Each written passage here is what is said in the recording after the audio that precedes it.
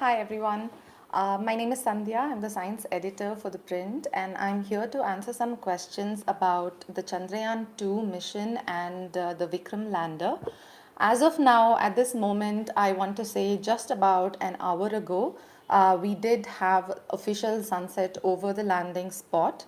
So now the lander will be in darkness. There will still be a little light on it reflected off the lunar surface wherever there's a little bit of brightness, but as the shadow progresses, it's going to become incrementally darker, and the lunar night is going to set in pretty much in a few hours. So I'll be answering a few questions about this mission as well as what is next for ISRO. Um, well, the first question I have is, are there any chances to establish communication with the lander again? So, the lunar night is 14 Earth days long because of how the moon rotates and revolves around the Earth. So, we had 14 days of brightness, and then now we have 14 days of night. Because the lander and the rover that was inside, both of them were supposed to function on solar power, they have solar panels. So, because of that, there's going to be no power for the next 14 days. Now, what happens is the lander and the rover, they were demonstrator missions, which means that they were inexpensive and they were engineering missions. The objective was to land something on the moon to show that we are capable of landing. Which is why we're overall okay with this not happening. This was a valuable lesson for us. But to establish communication, the lander needs to wake up again after 14 days. However, given the delicate nature of the instrument itself, because it was such a basic, not the instrument, sorry, the lander, because it was so basic, it was not built to survive the lunar night. And now ISRO did officially clarify that they will try to re-establish communication. This was a while ago. This was not after the landing attempt occurred. In the last press conference, I had asked the chairman myself whether ISRO will attempt to try and re-communicate with the lander after 14 Earth days of night, and he did say yes. He said we'll definitely try, but the official word is that the devices, the instruments, as well as just the structure of the lander and the rover were not really built to survive the lunar night. Therefore, the chances of establishing communication would be pretty much nil at this point. Of course, considering it's science, you can never say zero. So who knows? Maybe there might be a little bit of possibility. But this holds if the landing had been successful. Now that we don't really know what the state of the lander is, there are so many theories outside. Since we were not even able to establish communication right now, at this very crucial stage, as soon as the landing occurred, I highly doubt that we'll be able to do it again. So most likely it would be no, we might not be able to communicate, but we'll just have to wait and see for now. I have a couple of more questions here. Why is the lunar night 14 days long? Well, so again, like I said, this is because of the orbital mechanics, because of how the moon revolves around the Earth. The moon is tidally locked to the Earth, which means we only see the same part of the same face of the moon all the time. We never see the far side of the moon. And the rate of rotation of the moon is equal to its rate of revolution around the Earth. So it takes 29 days to go around the Earth. You have the whole cycle from full moon to new moon and then to the next full moon. And then that's the same time that it takes to rotate. So therefore, there is 14 Earth days of daylight, and then there's 14 Earth days of night. And that's what is happening there right now. Okay, I'll move on to the next question. If the mission fails, what's next for ISRO? Well, so ISRO has been very edgy about calling this a failure. There have been a lot of commentaries, if you've noticed online, several pieces, and a lot of people commenting about whether this is considered a failure or not. That's one aspect of it. ISRO has mentioned that the mission is already 90 to 95% successful. And to be honest, we don't really know how this number has come about 90 to 95%, considering that the primary objective was to land, to perform a soft landing on the moon, which not a lot of countries have done before, just 3.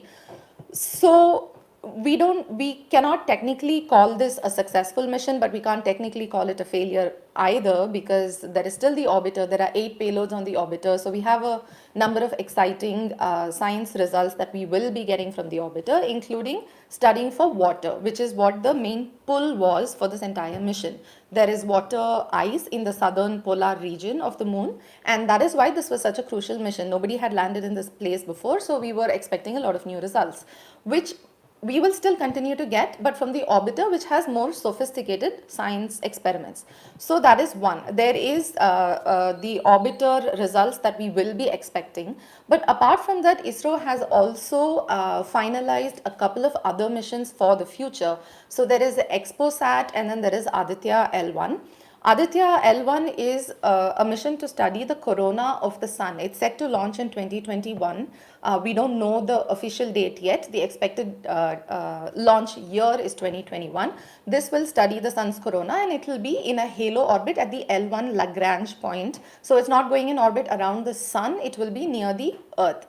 And then we have the ExpoSat, which is launching sooner. Actually, it's launching in 2020. And this is basically an X-ray polarimeter. It's going to study X-ray sources, and it will study the polarization of X-ray sources. So this one is also a scientific mission. These two missions are definitely confirmed. Apart from that, there is going to be Mangalyaan 2, which is expected to be another orbiter. These missions are not yet confirmed. ISRO has just put out a call for proposals for payloads that will go on these missions. Once that is finalized, then it'll be confirmed, there'll be budget allocated and all of that. So we have Mangalyaan 2, which is expected to launch in 2022. Then we have a Venus mission, unofficially titled Shukrayaan by the media, by everybody, which is a nice name. That is expected to go in 2023. And then we have Chandrayaan 3, which will be in conjunction with JAXA, which is Japan's space agency. This will be a lunar polar exploration mission. So once again, we will be going to the South Pole in one way or the other. Not a lot of details are known about this. There's also another alternative name called Selene for this mission. This is expected to launch in 2024, but once again, we don't have a lot of details. And then we also have an exoplanetary mission called ExoWorlds. The tentative timeline for this is 2028. Once again, not a lot of information. It's just a mission that is going to study exoplanets, which are planets outside of the solar system.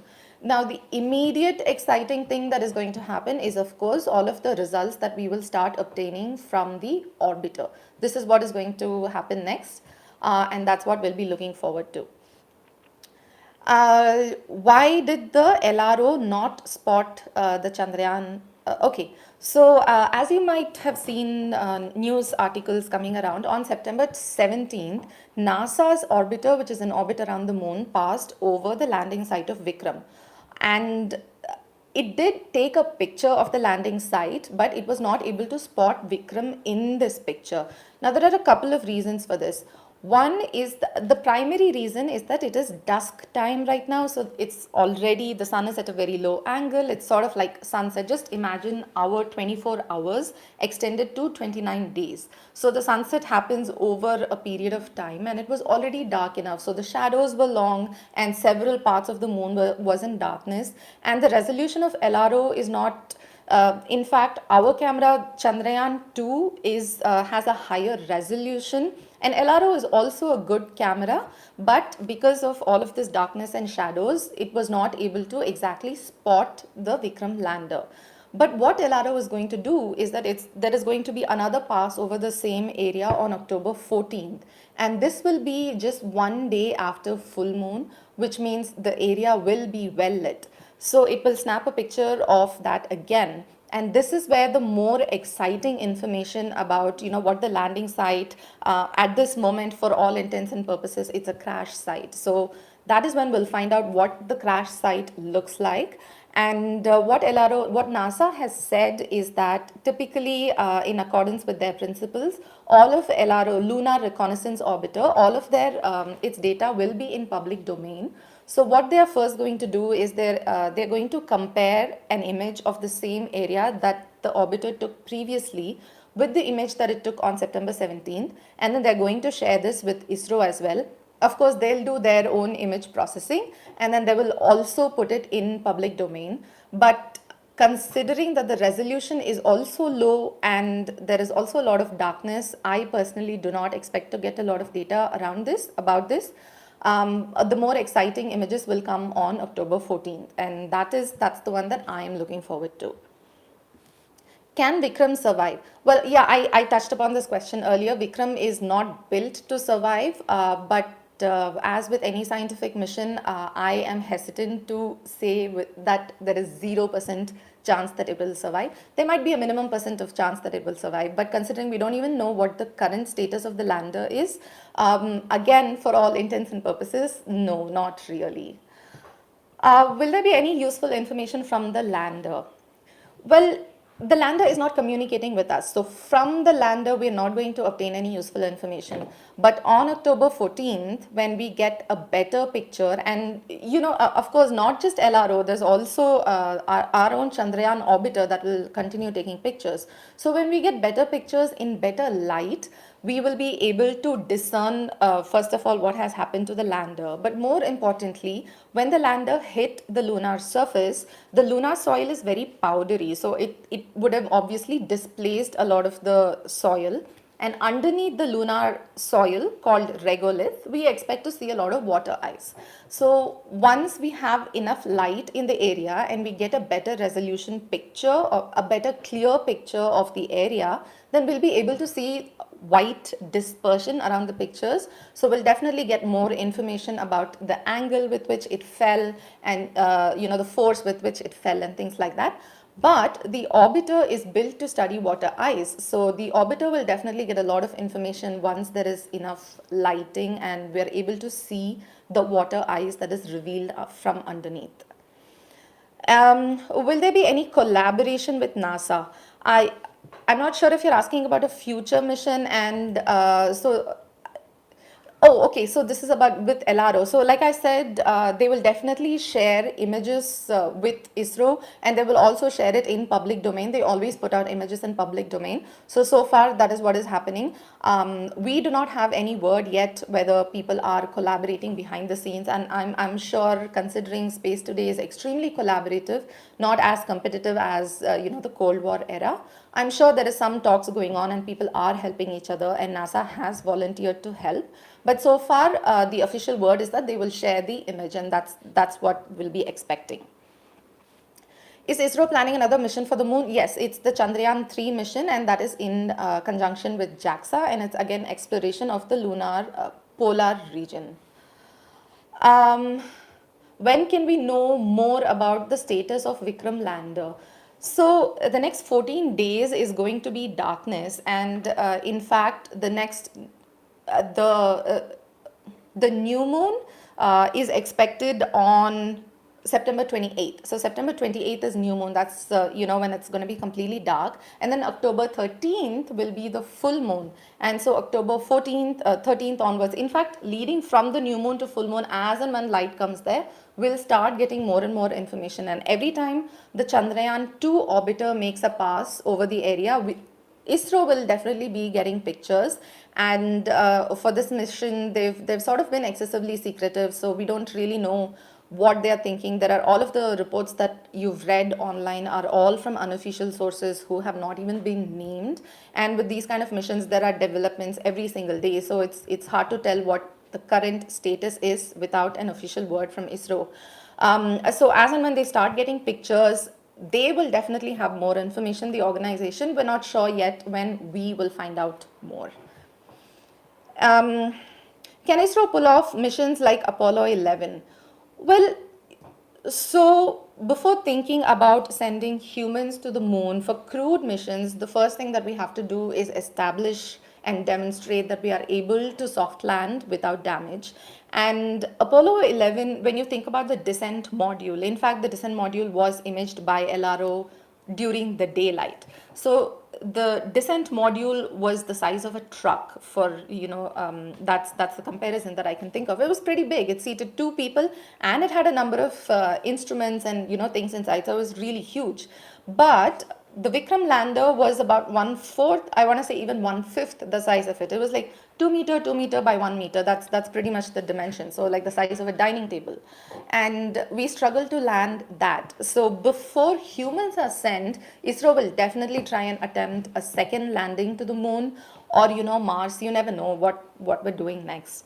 But once we are able to demonstrate that we're capable of landing, that is the only time that we will send humans to the moon. And yeah, of course, I mean, ISRO can pull off sending humans to the moon. It's just a matter of time. We'll have to wait. We're still, in terms of engineering and tech and even science, we are a little behind NASA. So we're just going to have to wait a few more years before it'll happen. And currently the focus is on sending humans to space. So Gaganyaan is there. There are going to be 2 or 3 humans who will be sent to orbit for a week and then come back. So that's one aspect of how this will be developed. We're going to do space suits and we're going to study the effects of human body in space and whether we are capable of sending humans to space and back. And then on the side, we'll also be working on another landing mission. So once these two are done successfully, that is the only time that we'll be able to actually send humans to the moon. Has the recent failure of Chandrayaan 2 affected or postponed any future missions? No, my guess is that most likely not. Definitely, there will be investigation into what has happened. But there have been reports. There was a report in Times of India as well, and there's lots of unofficial word that the ISRO chairman has asked people to, sort of stop with working on Vikram lander and then just move on. So people are working on the Chandrayaan 2 orbiter, so that's going to continue working, and then we'll be getting data, and as usual ISRO will release data to the public every year or so. And along with this, apart from Aditya 1 and Sat, there is nothing else that is so far finalized. So it's a little difficult to tell at this point whether this has actually affected any other mission. But considering this was just a demonstrator, my guess is that no.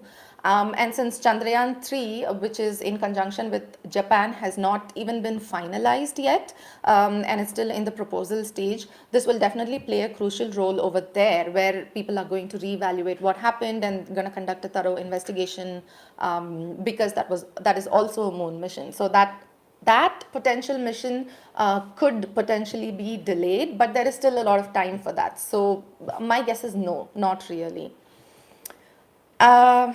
I think that's about it. We're out of time as well. Thank you so much for tuning in. If you have any more questions, please tweet to us. So we have 3 Twitter handles. There's ThePrint India, and then there is also ThePrint Science, and then I can be found at Sandy Grains. Please also subscribe to our YouTube channel. Thank you very much.